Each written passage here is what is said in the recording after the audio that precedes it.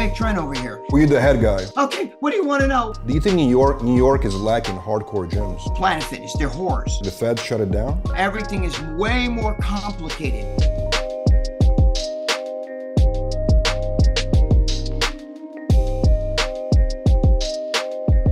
Speaking of Johnny Last Gym, you used to go to Johnny Last Gym? Yes. I keep hearing so many things about that gym. Like Victor and Kyle used to train there, right?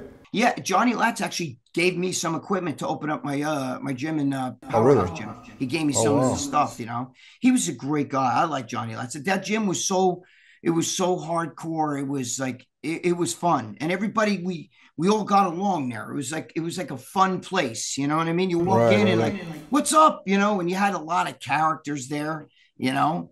Victor and I were just talking about that recently, you know. Do you think New York is lacking hardcore gyms these days? I think the world is lacking when you talk about hardcore gyms, you know, back in the 90s, there was Golds and Worlds and Powerhouse. You know, I owned a Powerhouse everywhere. Now today, it's, you know, 24-hour fitness, anytime fitness, you know. Big change, right? Yeah, they changed because places like Planet Fitness, they're whores. You know, they charge $10, you know, pizza night on Friday and all this other people like $10. How can I go wrong? But then you get there, there's one by me, right? And they got 100 treadmills. And when you get there, you still got to wait for a treadmill. It's just like, I you know, it's ridiculous. But that's, you know, how can you, if you're going to open a gym, how can you compete with some, you know, a gym that's charging $10.99 a month, you know, no initiation? Yeah, it's crazy. You did some prison time for steroids, correct? Yes. Which is on a record. You spoke very openly about it. Oh yeah. That was actually famous footage of you with two cops, I think, right? And they arresting you or something like that, right? Was it a sting operation? Yeah, you know what it was? It was I wasn't like most bodybuilders arrested by feds. So I didn't, you know, I was arrested and went to a county jail. I did not go to no federal prison. It was a sting operation by Janine Pirro. Judge Janine on Fox Business News. Yeah. Yeah, I actually have footage of her talking about me where she's going, this is a bad guy. These steroids are bad. Back then she was good looking too.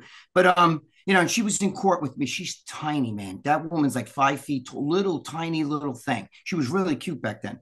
But, you know, you're talking 2000s, a long time ago. And, yeah, I was like nuts. You know, I was selling shit. I thought I was invincible. I'd throw shit right on the front counter. I didn't care. I had cops in the gym. I was in the back. You'd see a state trooper car pull up. State trooper would come in. We'd walk in the back room. I'd give them a shot sometimes, you know. State troopers? Yeah, state troopers. You know, and they would warn me. Sometimes I would get warned, you know, dude. You know. So did they try to get you to snitch against other people in this operation? Or were you the head guy? They thought I was Pablo Escobar. And, you know, I was doing pretty good. But, yeah, no, I didn't have to snitch. Anybody who doesn't believe me, you could go talk to any cop and they can read the court report and say, oh, you know, there's nothing. They didn't try to get me to turn on anybody, you know. On the contrary, they were trying to get other guys. Somebody turned on me. I'm still not sure who it was. You know, I have a few ideas. You know, one of my boys, I think, got locked up and ratted because they even gave like I was busted with $250,000 cash and that they took from me, and they gave 10% to somebody, which is, you know, what they do when you get a snitch. And I just pled guilty, so, you know, it didn't go to court or anything. So I have no idea who it was at this point of the game. How many years did you serve in prison? I didn't serve years. I was in there like 3 months, and then I had to go and I was on probation for 6 years. I got lucky. Because what happened was they took money from me I could say it now because it's been long enough, but I gave to my father, right? And he put it in a safety deposit box. And they went to that safety deposit box, and that's where I had no bail. You can murder somebody today and you're going to get bail. In New York City, you don't get any bail. I mean, you can murder somebody, get no bail. My bail was reneged. I had no bail at all. So then my sister went down because they were trying to find out where is there more money. There's got to be more money with this guy. You know, I had $70,000 worth of shit on me. I had 2 handguns, but they weren't on me. They were, you know, I had them hidden in the house that they got. And so what happened was my sister went down and said, I want that money back. And they're like, what are you talking about? He never went to that bank. You can't prove that's his money. That was my father's. I didn't even know what bank my father put it in. I had no idea. Never stepped foot in that bank or any of that stuff. Mm-hmm. And they didn't want to give the money. And it was funny because even my lawyer was like, oh my God. Once they found out it was a lot of money, like $250,000, right? Cash. Now I know there's guys out there, relax. I know, some of the people watching this. I know there's guys, oh, my friend he had $1.5 million, whatever. But so $250,000. My lawyer was like, oh my God, now the state wants to jump in. They want a piece of that, because it belonged to Westchester County, because Ginny Pirro's the one who, arrested me. And then the feds come in, oh, wait a minute now. But there was nothing going across borders that they could prove or any of that stuff. So the county kept the money, but the county made a deal with my sister. We'll let him out of jail. Okay, we're going to give him, we're going to have a bond. We'll give him a bond. Mm-hmm. Bond was $250,000. Okay, but he's going to have to do like 6 years probation, So my sister comes to me when I was in jail. She says to me, look, I can get you out of here. They're going to keep the money though. I said, let them keep the money, because she was like, look, if I get that money back, you're going to have to spend, you're going to do, I was going to do 3 to 5. They're like, no, you're going to have to, you let them keep the money. You know what I'm saying? You can't get that time back. I had little kids at the time. So I was like, let them keep the money. So they kept the money. And basically I bought, that my sister bought me that probation. Even the ADAs were saying to me, your sister's I got to tell you, your sister's an amazing girl, man. Because my sister, who was a businesswoman, went down there, looked the part, brought a little briefcase, had all his paperwork, proved that that's his money. They had no proof it was my money. They had no proof at all. The only reason why they knew had some inkling was because I'm an asshole. And anybody watching this, I was in the bullpen at jail, right? And I called my father and I said, go get that money and get me out of here, and it was no bail, So I'm like an idiot saying that because there's no bail. But I thought maybe if he could pull some bullshit. And sure enough, they followed him to this bank, and, they arrested my father. Now, my father was almost 80 years old. They're like, you're the kingpin. They're like trying to play head game. That's crazy.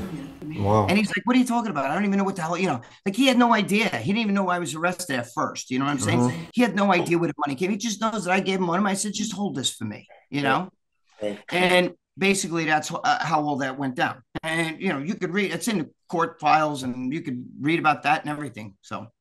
And the judge was really good to me, by the way. Judge Richard Malia was very good to me. He was like, they wanted to hit me they took $250,000 from me. They wanted me to pay like a $50,000 fine. He's like, I'm not charging this guy, giving this guy $50,000 fine. Right. You know what I mean? So being a steroid dealer, right? I mean, you've gained a lot of experience with the steroids, obviously, right? So I did. When you got out of prison, you put that behind you, did you ever want to get into like maybe a legal, like a TRT clinic or something of that nature? Because you have a lot of experience in it. Did you ever think about getting back into the business, but do it legally? No, you know what it is? I'm not going to lie to you. I was a pretty good drug dealer, but I'm a terrible businessman. You know what I mean? Even with the juice, I would sell that shit. I could have sold that shit for a lot more than I did. You know what I mean? Sure. I didn't sell to guys that were, like some kid. Hey, can I get a bottle of testosterone? I didn't do that. I sold it to other dealers. So I would get like, You're a distributor, right? Yeah, 500 bottles of test or something, and then I would move that. It was steroids too, because I was in, we could talk, you and I, but I'm saying I used to get it, I understand. And move it like that. So it's easier for me, and I would make a shitload of money. I mean, money was not a problem for me, Sure. These days, I was talking to Rick Collins a couple of weeks ago. I did an interview with him. But is it true that these days on the underground market, a lot of the steroids are way worse quality than they used to be, and they all made in like home labs and bathtubs and stuff like that, underground labs? Is that true? They're all bullshit. Red Dragon, all these things. There's no friggin' pharmacy, here's the building for Red Dragon. It's a big pharmaceutical company. Right. These are all homebrew. You got some guy who's like, chemical genius, you know what I mean? That knows what he's doing, but it doesn't mean that it's legit. Maybe he's making it in the basement. Maybe he's got a little warehouse somewhere he's doing that shit. But it's not regulated pharmaceutical grade. It's not. It's just not. I don't care what anybody. There's no such thing. I got guys in the gym, dude. I just bought Test 400. I bought Sustanon, and it's 500 milligrams per shot. And I'm like, no such thing. Tren. There's no such thing. Show me a pharmaceutical company. We make Tren. We make Tren over here. Tren is a knockoff of Parabone, which I was arrested with. I got the real from France. And when you took that, you did not get the friggin' meatball. in your lung where you didn't get that. There was no trend cough. Okay. This these kids today are taking is all it's not legit stuff. Because the real stuff got shut down. Is that what it is? Like the feds shut it down? Well, the feds made it so hard to get today. You know, I mean, now Right. whenever you get stuff, it's pretty much bootleg stuff. Interesting. I mean, it just is. You know, I mean, you know, and then you get all the SARMs and the this and that, all these other things these idiots are taking, and it's oh, it doesn't affect your liver. Bullshit. Anything goes through the liver. Take a friggin' Tylenol, it goes through the liver. You know what I'm saying? And you're still putting, you're still getting. Listen, you guys all bitch about the COVID shots, but you'll take these friggin' other shit that you don't know where it's coming from. Why are bodybuilders today dying at an alarming rate? And it's not just older. You're talking there's a 25-year-old kid here, 25-year-old girl. You know what I mean? Like they're not, and I believe a lot of this shit has stuff in it. You don't know what the hell they're doing and how they're making it. By the way, speaking of SARMs, I hear people saying SARMs, before I heard a lot of times people say SARMs is a safer version of steroids, but then I heard a lot of things that SARMs actually can be very, very dangerous. Is that true? Very dangerous. You're taking an oral compound that's going to definitely affect it's just like when people say Anavar is a very safe drug. No, it's not. It's in high dose. Anavar's a little tough on the liver. You people don't get that. You're not you think because it's a pill and it's not androgenic, like, it's not going to, cause virilization in a girl, and you're not going to get jacked from Anavar. You think like that makes it, well, it's safe. No, it's not. Anytime you take an oral, you're putting stress on the liver. It's a fact. Yeah. I mean, I took orals, but I loved testosterone. I mean, I just took whatever, I wanted to inject the shit. I was a pincushion, and I loved every minute of it. I'm not going to lie. I loved it, How do people these days get away with selling stuff online? I'm seeing they selling injectable oils, and they just put like a description like, hey, don't take it internal. Like, how do they get away? How do they get arrested? I think it takes time. You got to remember something. When I was arrested in 2000, it wasn't like it is today. After the baseball scandal, if I would have been arrested probably after 2003 and maybe 2004, 2005, my sister wouldn't have been able to even buy me my probation. I would have probably done a much bigger jail sentence, and maybe the feds would have stepped in because it's different. The laws have gotten way stiffer, especially after the baseball scandal. And by the way, Joe Biden's the one who pushed all that stuff. Okay, Google that. But I think today people are desperate, and I think these companies. What happens is some guy lives over in friggin' Thailand or Ugottsville somewhere, and he has a lab here and a cellar there. So it's more of I think that, it's still, fishing in a pond to me, because if you go in New York City and you go and you bust some guys in a crack den and you ask them, cops say, what's your name? My name is your mother. That's my name. What'd you say? My name is your mother. They don't care. But you know what happens with a bodybuilder? Follow me on this. Bodybuilders, especially guys in the industry, myself included, okay, back then, you made a lot of scuttle, okay? You made a lot of money. Mm-hmm. When you make a lot of money, you got a house, you got nice cars, your girlfriend's hot, she's spending money on Gucci bags and all this other shit. So you know what happens when a cop sits there and he puts you in a fucking chair and he says to you, you little mother, I'm going to put you in jail. You're going to go, we're taking your house, your car. You get like this. Okay, what do you want to know? What do you want to know? That's what happens with these guys today, because they have a lot to lose. You go down the city with them crack dealers, they're like, fuck you, what are you going to take? You know what I mean? They live in fucking, even though they're walking around with big fucking wads of money like this, right? But they're still living in a ghetto, in a housing project. And what are you going to take? Their fucking SSI housing project apartment away from them? They don't care. Come for me, bitch. That's what they're talking. But steroids, it's like fishing in a pond. Woo, look at, I got me a big, because these guys all have businesses. I own a gym and I got this and I got that. They're going to crucify me because you got something to lose. When you got nothing to lose, you don't give a shit. And I think that today, these drug dealers all have something to lose. They all got scuttle. They're driving a fucking BMWs and everything. And when the cops press them, they'll give up their mother or father. They don't care, because they just want, because they're facing today, it's like 20 years in jail. You can get some ridiculous sentence. If you were a steroid dealer today, what would you do differently, or what kind of like, how would you hypothetically speaking, how would you navigate in this climate?